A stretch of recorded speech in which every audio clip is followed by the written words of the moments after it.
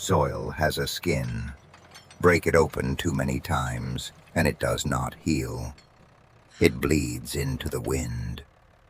That was the sentence Mara Ellis could not get out of her head the morning she unhooked the chisel plow and let the whole county think she had lost her mind.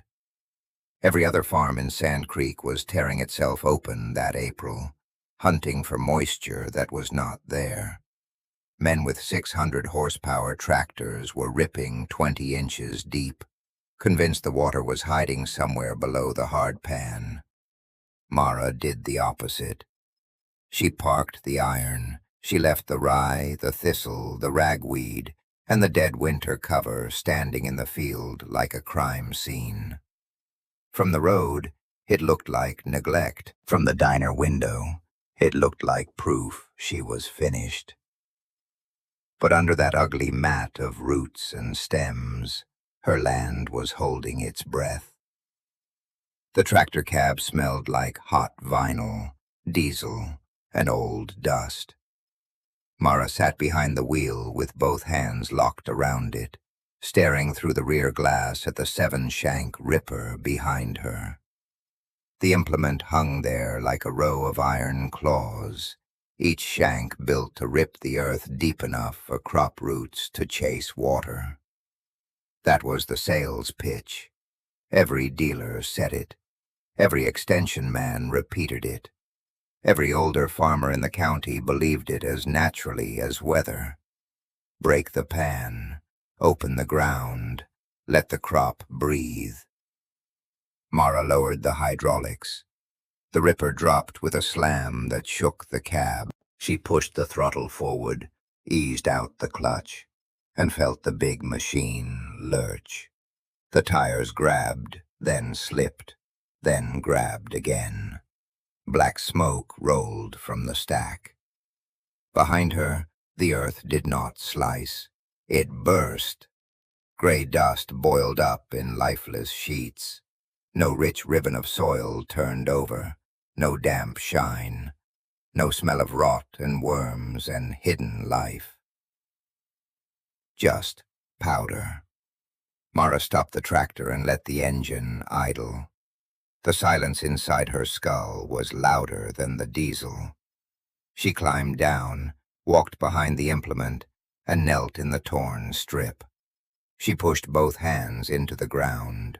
6 inches down, the dirt was warm as ash.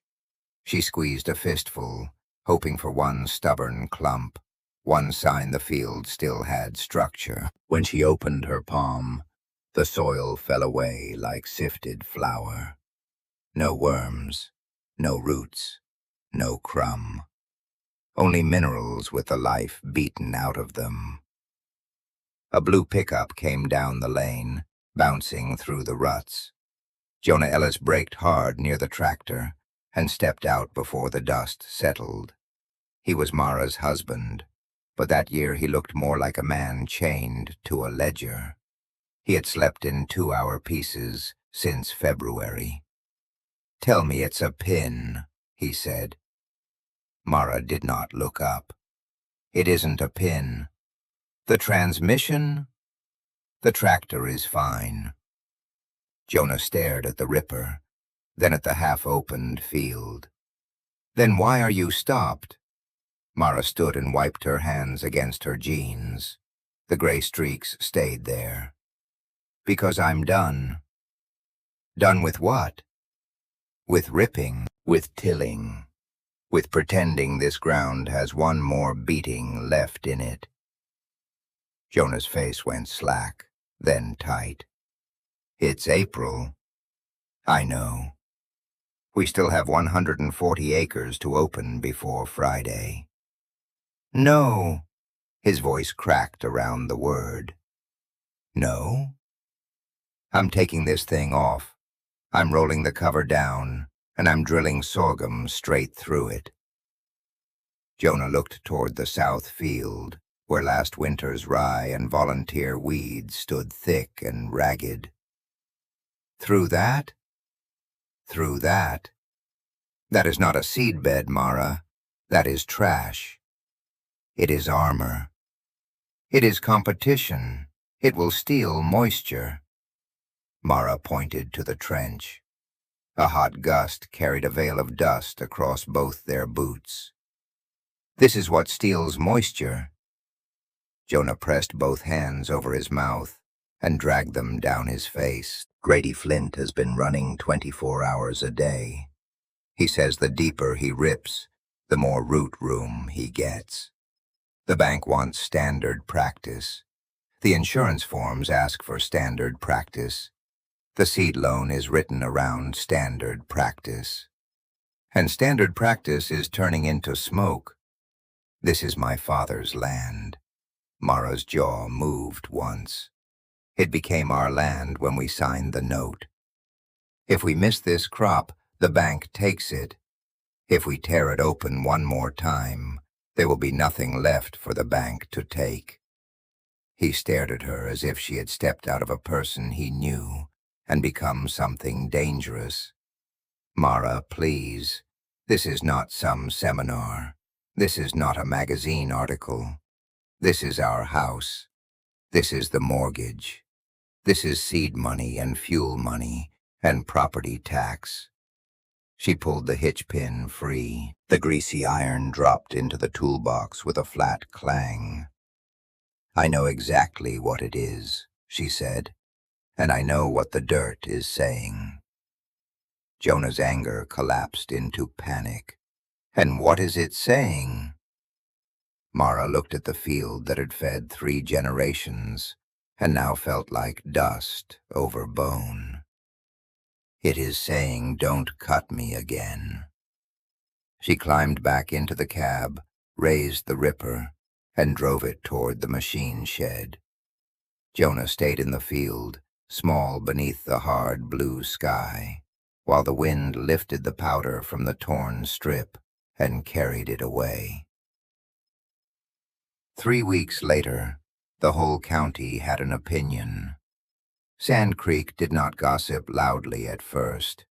It let words pass through the grain elevator, the parts counter, the church steps, and the coffee line at Mabel's Cafe, until the same sentence had a dozen owners. Mara Ellis was growing weeds. Mara Ellis had gone soft. Mara Ellis was going to lose the home place before Christmas. She heard the cleanest version of it on a Tuesday morning, while waiting for a hydraulic hose at the co-op. Mabel's Cafe sat next door, low and square, smelling of burnt coffee, bacon grease, and bleach. Mara took the back booth because the parts counter did not open for another 15 minutes. Grady Flint was holding court near the window. He owned more acres than anyone in the township, and liked to dress as if debt were a form of weather that only hit other people. His cap was new, his boots were clean, and his voice had the broad confidence of a man with land on both sides of the road. I told the dealer to load the front end heavy, Grady said, stabbing at his eggs. I want that ripper down in the clay. Water's deep this year. Roots have to go down and find it. The men around him nodded. They were all frightened. Mara could hear it under the laughter. Fear makes people cling to whatever sounds strongest. Someone asked if he had seen the Ellis place. Grady leaned back and grinned. Looks abandoned, rye waist high, pigweed everywhere. She's going to plant into a haystack and call it farming. A few men laughed. Lazy, another said. Crazy, Grady corrected. Lazy would be cheaper. Mara stared at her coffee until the surface trembled. She wanted to walk over and tell them what she had seen in the soil. She wanted to tell them that clean dirt was exposed dirt, and exposed dirt under a dry wind was not a field. It was a sacrifice, but doubt sat in her stomach like a live coal, because Grady's fields did look perfect. On the drive home, she and Jonah passed them in silence. On the east side of the road, Grady's tractors crawled in staggered lines over dark velvet soil. The surface had been ripped, disked, leveled, and groomed until it looked ready for a seed catalog. The rows behind the equipment were so straight, they seemed printed on the land. On the west side, Mara's acres looked like a mistake. Dead rye leaned against green weeds. Old stems lay tangled on the ground. The field had no neatness, no pride, no clean geometry. It looked unfinished because it was doing work nobody could see. Jonah slowed the pickup near their gate. The wind pushed a dry sheet of dust from Grady's ground across the road and into Mara's fence line. It hit the rough barrier of weeds and settled. Mara opened the truck door and stepped out. Grady's machines roared across the ditch, metal screaming into earth. Their sound filled the valley, heavy and certain. On Mara's side, the field was almost quiet. Just wind in dry stalks. She closed her eyes and breathed in. The first smell was dust from the road, sharp and metallic. Under it was something faint. Not wetness, not yet. But not death either. It was the muted, stubborn smell of covered ground. The first rain never came. May arrived like a lid dropped over the county. The clouds vanished. The morning dew disappeared. Creeks shrank into strings of green water. Windmills groaned over wells that had nothing generous left to give. Mara drilled grain sorghum into the crushed cover crop at 3 miles an hour. Slow enough to make Jonah pace beside the field with his fists in his pockets. The drill was old, 20 feet wide, and ugly in the way useful equipment becomes ugly. The single discs cut through residue, opened a narrow slit, dropped seed, and pressed the ground closed again. No shining seed bed, no polished furrows. Just a wound so thin the wind could not find it. For 2 weeks, nothing happened. Then in small, crooked lines, sorghum emerged through the dead cover. It was not beautiful. It was thin, late, uneven, and easy to insult. Grady's field, by contrast, looked spectacular. Thousands of acres of green seedlings marched in perfect rows across bare brown ground. Men slowed their pickups on the county road to admire it. Then the heat started. By the first week of June, the thermometer at the feed store hit 102 before noon. The wind blew every day, hot enough to take the moisture out of a person's mouth between breaths. Grady's bare soil began to crack. At first, the fissures were thin as pencil lines. Then they opened wide enough to swallow a pocket knife. Dust lifted from his field in daily sheets, scouring the young plants. The sorghum leaves curled inward, turning pale along the edges. Mara walked the fence line, carrying a soil probe and a kitchen thermometer, because Jonah no longer trusted words. He wanted numbers. She crossed to Grady's side first. The probe hit the ground and stopped 3 inches down. She leaned into it until the handle bent. When she pulled the tube up, it held only dry powder. Jonah pressed the thermometer into the surface. He waited. 136, he said. Mara said nothing. They stepped back over the fence. She kicked away a mat of dead rye and pushed the probe into her own field. It resisted, but it did not stop. 8 inches, then 10. The core came out dark at the bottom, not wet. They had stopped using generous words, but cool. It held together in a fragile cylinder. When Jonah broke it open with his thumb, a single earthworm curled slowly in the crease. He stared at it. The little worm had the weight of a court verdict. Jonah lowered the thermometer under the residue. 87, he said after a minute. Mara looked at the field. The plants were short. Some would die. The yield would be ugly, if there was any yield at all. But the soil had kept its skin. That afternoon, a county crop adjuster named Evelyn Pierce arrived in a white sedan that had no business on a farm lane.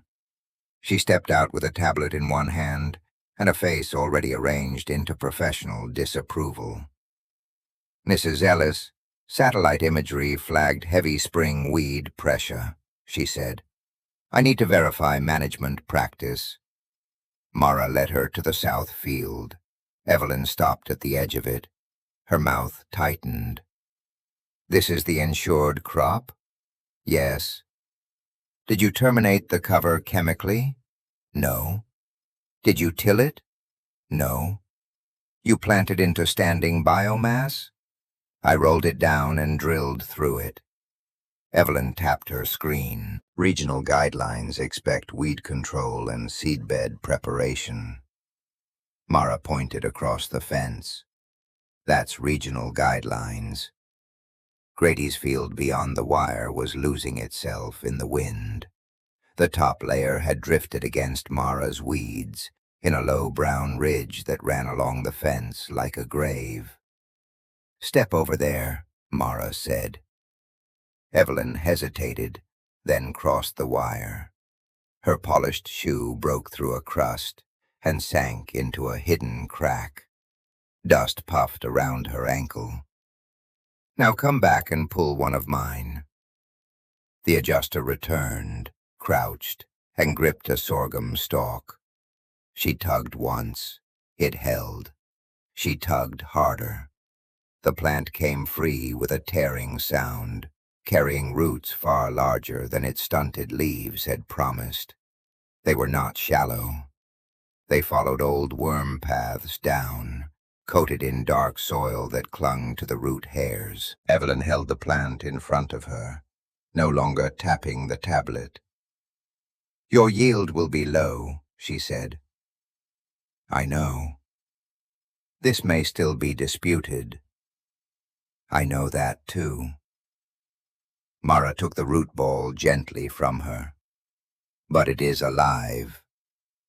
By late July, even the clouds were cruel. Thunderheads built over the western horizon, black and swollen, promising mercy. The air cooled.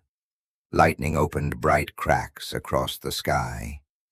Rain fell in curtains that never touched the ground, vanishing into the hot air before it could reach the fields. The radio called it verga. Farmers called it torture. That evening, Mara and Jonah stood on the porch watching Grady Flint drive a disc across his failed acres. His crop was mostly gone. The field was cracked pale clay, its surface sealed hard from weeks of heat. But the storm had given men hope again. And hope mixed with panic can look like madness. "He thinks if the rain hits, it'll run off," Jonah said. "He's opening it. He's making it lighter." The wind came ahead of the storm like a wall. At first it rattled the cottonwoods. Then it flattened the grass in the ditch. Then it struck Grady's disked field. The sky turned brown. A moving wall of soil rolled toward Mara's farm, thick enough to erase the sun. The porch boards vibrated under their feet. Dust hit the house like thrown gravel.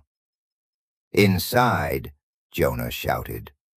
They slammed the door and leaned their weight into it.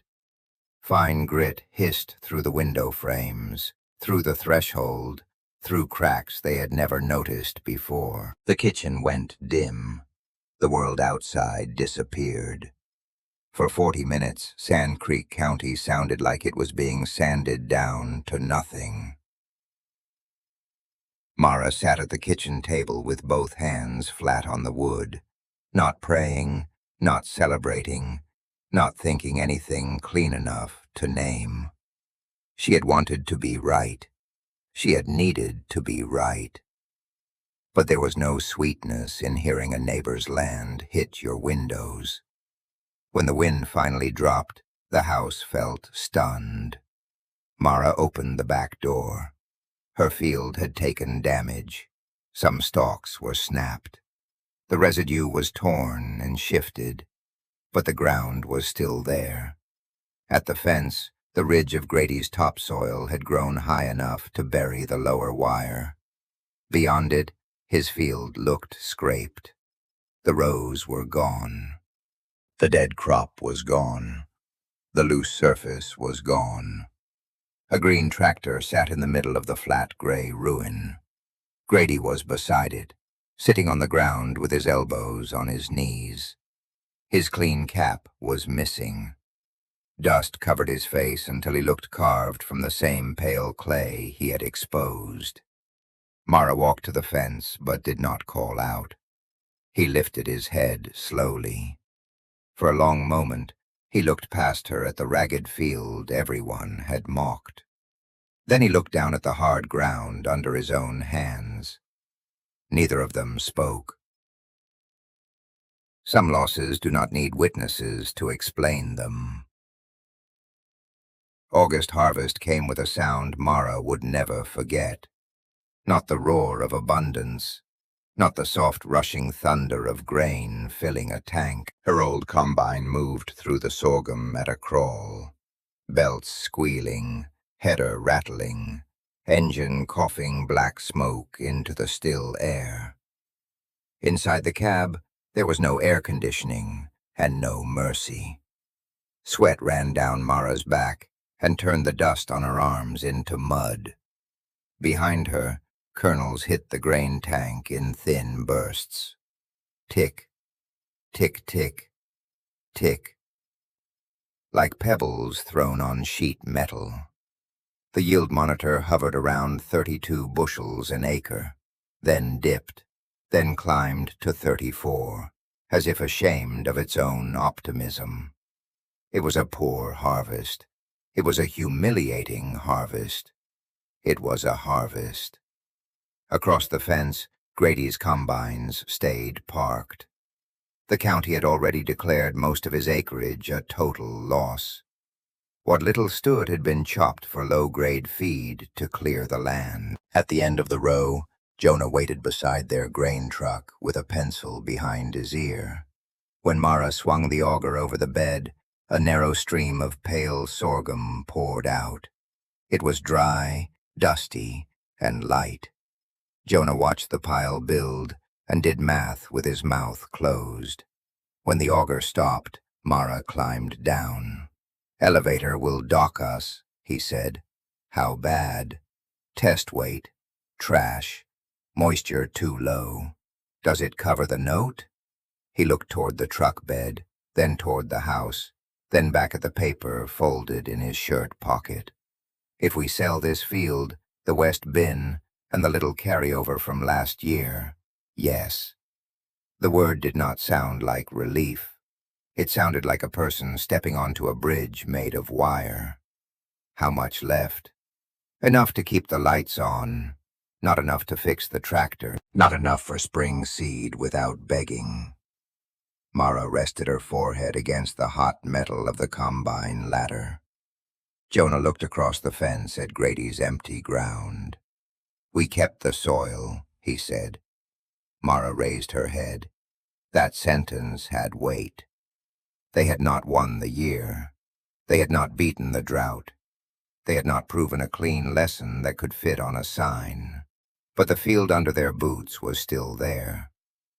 "We kept the skin on it," she said. November turned the county hard. Frost silvered the ditches. The wind lost its dust and gained teeth. On a cold Saturday morning, auction flags snapped along Grady Flint's lane. Pickups lined the road for nearly 2 miles. Nobody called it a funeral, but everyone dressed like they knew it was one. The auctioneer stood on a flatbed trailer. selling the bones of a farm in a voice that had no room for grief. A deep ripper went for less than half its purchase price. A disc bought in March sold to a man from a wetter county. The big tractor, the one Grady had driven through the dust storm, waited near the shed with a lot number taped to the windshield. Mara and Jonah stood near the back. They had no money to bid. They had come because staying away felt worse. The men from the cafe were there. They looked everywhere but at Mara. Grady stood alone beside the tractor tire, hands in the pockets of a coat that hung loose on him. He had lost the size that used to make rooms arrange themselves around him. Mara walked over. Jonah followed. Grady looked up. His eyes were red from cold or sleeplessness, maybe both. "Mara," he said. "Grady." He nodded toward the ripper as the hammer fell. "Nobody local wants tillage iron now." Mara said nothing. Grady rubbed one gloved hand against the tire. 500 horsepower, satellite guidance, variable rate, yield maps. I had screens telling me everything except the one thing that mattered. Jonah asked quietly, "What was that?" Grady looked past them toward his fields, flat and pale under frost. "That dirt doesn't owe me obedience." The auctioneer's voice rolled on behind them. Grady swallowed. The movement looked painful. "Bank let me keep the house and 80 acres behind the old windbreak," he said. "That's all." Mara waited. He stared at the ground between his boots. "You still have that single disc drill?" "Yes." "I don't have a planter left that can cut hard ground. If I put winter wheat in after thaw, I'd have to go through what's left without ripping." He looked at her only then. "Could I rent it?" For one sharp second, Mara remembered his voice at Mabel's. Crazy, lazy, finished by Christmas. Then she remembered his soil hitting her windows. She did not forgive him in a dramatic way. Farming does not leave much energy for theater. She simply answered the question. "It needs bearings." "I'll pay." "You'll go slow." "How slow?" "Slower than your pride likes." Grady gave a breath that almost became a laugh. "Pride hasn't been useful lately." "No," Mara said. "It usually isn't." January kept the farm alive by inches. The thermostat stayed low. Supper was venison, beans, potatoes, and whatever could be stretched one more day. Jonah worked the ledger at the kitchen table until the pencil marks looked carved into the paper. Mara spent most daylight hours in the machine shed, rebuilding the drill. The cold made metal cruel. Bolts burned through gloves. Old grease had thickened into black tar. She knelt on cardboard and hammered rust loose until the echoes rang inside her teeth. One morning, Grady arrived in a dented pickup that looked borrowed from a teenager. He stood in the shed doorway with an envelope in his hand. "For the drill," he said. Mara wiped grease from her fingers. The envelope was thick. "Standard rate is 15 an acre." "I put 20. For where?" "The ground behind your windbreak will be hard." "I know. You'll want to speed up." "I know that too." "Don't." Grady nodded. After he left, Mara set the envelope on Jonah's ledger. He counted the 20s twice, then erased 3 negative numbers from the bottom of the page. No one cheered. But that night, the house was warmer. March thawed slowly. Snow melted not in a flood, but in patient drops. Water moved into Mara's field instead of running away from it. The ditches stayed clear. The residue that had looked ugly all year had collapsed into a dark, brittle mulch. Mara walked to the south field with a trowel on her belt. The air still held winter, but the ground beneath her boots had changed. She knelt and cut into the soil. It did not crumble into dust. It did not smear into lifeless clay. It opened. Dark crumbs fell into her palm, soft-edged and cool. Thin white fungal threads ran through them like tiny stitched seams. The soil smelled like rain in the woods, though no rain had fallen that morning. Jonah came up behind her, carrying coffee in a thermos. Mara held out the handful. "Smell that." He leaned down. For the first time in months, his face moved into something close to peace. "Smells expensive," he said. "It smells alive." Across the fence, Grady crawled over his remaining acres in a rented utility tractor, pulling Mara's drill at 2 miles an hour. No roar, no dust plume, no iron tearing the earth open. Just slow discs cutting narrow lines into damaged ground. He had a long way back. So did they. The note still existed. The tractor still needed work. The roof still leaked above the upstairs hall. One decent year would not make them safe. But the field beneath Mara's boots did not shift in the wind. It held together. Not because she had conquered it, because she had stopped treating it like an enemy. Mara closed her hand around the dark soil, then let it fall back where it belonged. All year people had called her field ugly. They were right. Survival is often ugly before it becomes obvious. The land had not rewarded her with abundance.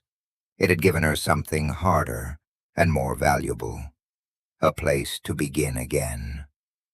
The wind came over the county road, cold and clean, moving through the dead stalks with a sound like dry paper.